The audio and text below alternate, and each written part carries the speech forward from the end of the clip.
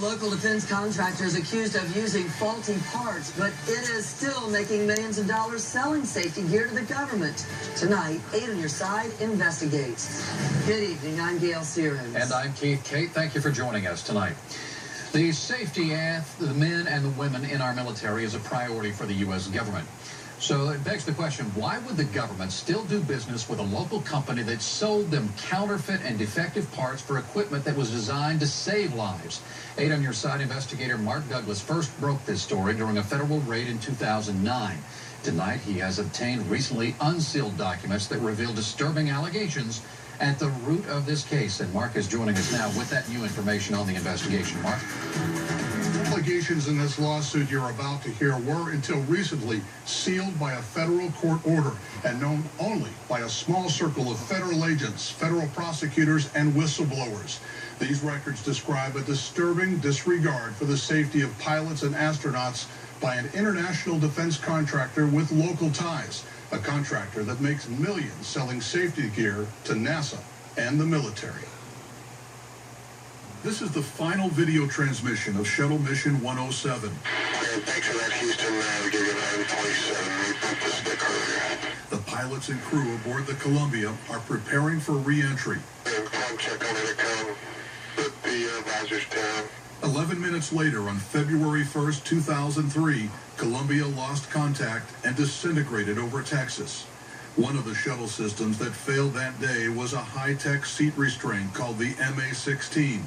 This NASA test shows how MA-16s are supposed to work in a simulated crash.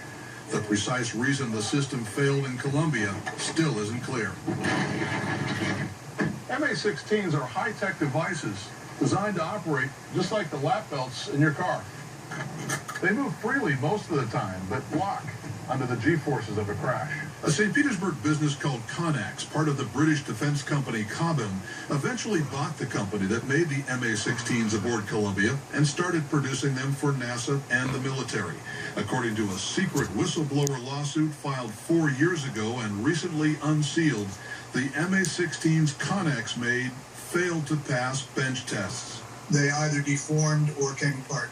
Attorney Rick Morgan filed that whistleblower lawsuit on behalf of 2 Connex engineers. Morgan says when senior managers at Connex refused to stop production and tried to cover up the test failures, his clients took action. They took their concerns to the government, and an investigation ensued. The whistleblower's allegations prompted criminal investigators from 6 federal agencies to raid Connex in July 2009. At the time, General Manager Chet Cladon told me he had no idea what was going on. No, at this point, we're still trying to figure out what all they're after, and we just don't know. But according to the lawsuit, Chet Cladon knew there was a dispute over MA-16 testing failures.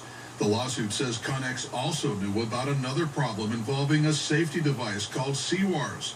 CWARS separates pilots from their parachutes after ejection with an electrically triggered explosive charge to keep them from drowning. The whistleblowers alleged that due to a supply chain mix-up, Connex unwittingly started buying counterfeit microchips for use in CWARS. And when senior managers found out, they refused to stop production, just like they did with the MA-16s. People in the engineering community at Connex went to management with this concern and were told not to worry about it. NASA thought those fake chips were troubling enough to make into a case study. Mike Hippert is the independent parts broker in St. Petersburg who supplied the problem chips to Connex. They just came to us and said, we need this part.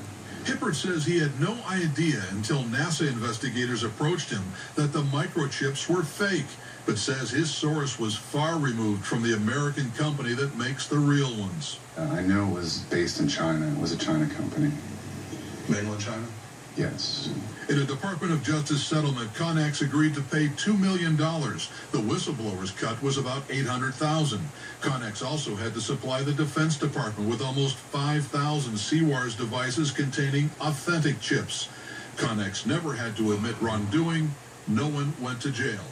In a press release, Connex noted the government declined to bring criminal charges and pursued 2 of the many allegations in the complaint. The company chose to settle the case for a minimal sum, less than it was paid on the contracts. They can say what they will in their press releases, but the fact is they made some changes. Connex says its products never posed any safety concerns, despite all of the questions raised in this 48-page whistleblower lawsuit and the 4-year federal investigation that followed. Since that investigation began, Connex and its parent company have won more than $52 million in defense business. Plant manager Chet Clodon has been promoted, and other senior managers have moved on or left the company. The only 2 people fired were the whistleblowers, and Connex is closing its St. Pete plant and moving its operations out of state. And I should say that company is the sole supplier of these particular parts, so the military really doesn't have a choice. Isn't the issue, though, of these counterfeit microchips part of a bigger problem? It's an enormous problem across the defense industry. Just about every company struggles with it. The United States Senate had an investigation last year. They uncovered something like 1,800 counterfeit electronic parts sold by other companies.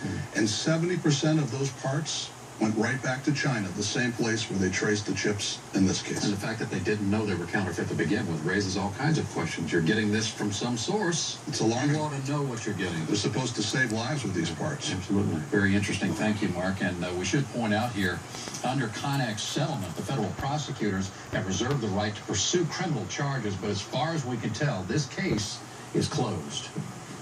Rebecca Sedgwick's mother said